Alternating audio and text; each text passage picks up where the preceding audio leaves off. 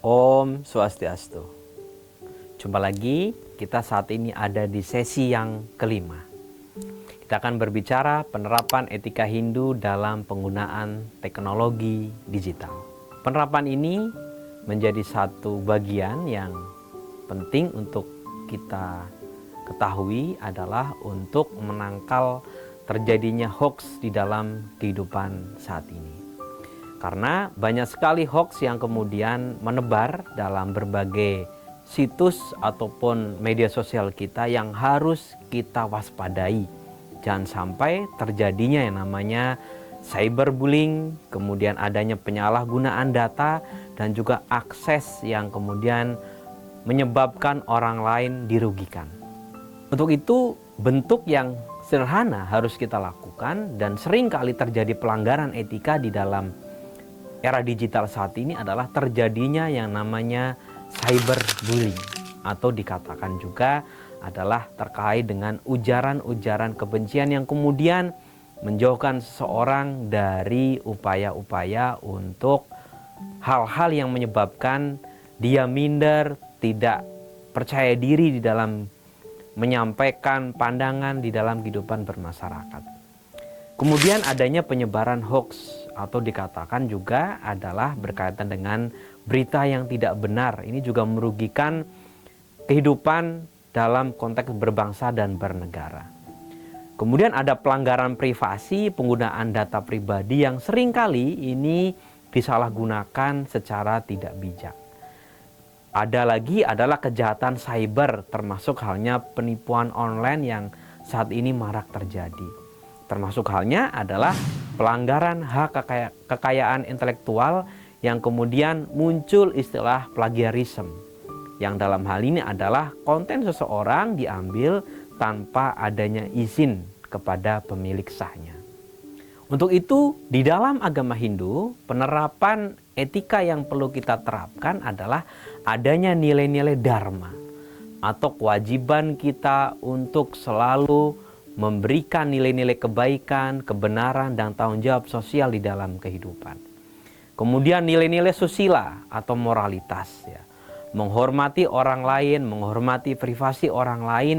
Jangan sampai kemudian kita menggunakan konten-konten yang kemudian merugikan orang lain, termasuk halnya ujaran kebencian.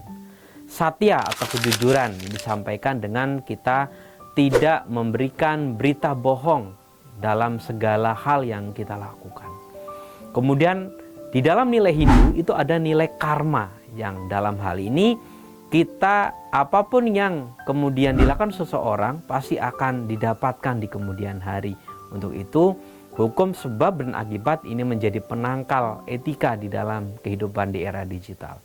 Termasuk nilai-nilai ahimsa atau tanpa kekerasan. Kita jangan sampai memberikan ujaran-ujaran kebencian, perundungan secara cyber dan seterusnya dalam kehidupan keseharian. Termasuk yang terakhir adalah nilai Trikaya Parisuddha.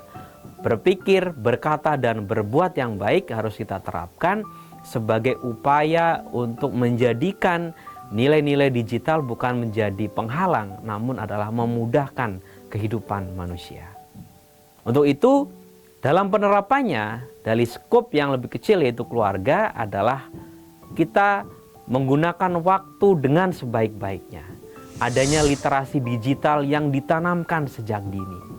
Kemudian di kampus adalah kita akan diberikan upaya-upaya agar kita mampu menerapkan etika akademik secara baik.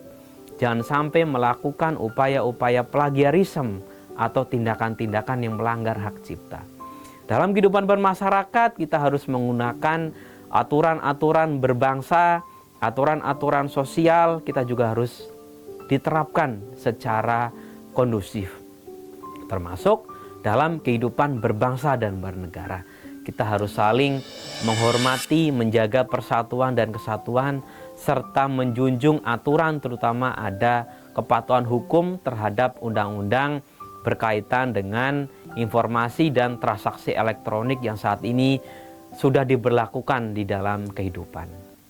Untuk itu, dalam penerapan nilai-nilai susila di era digital ini menjadi patokan di dalam diri kita untuk selalu menjadikan nilai-nilai Hindu adalah pijakan dalam berpikir, berkata, dan berbuat.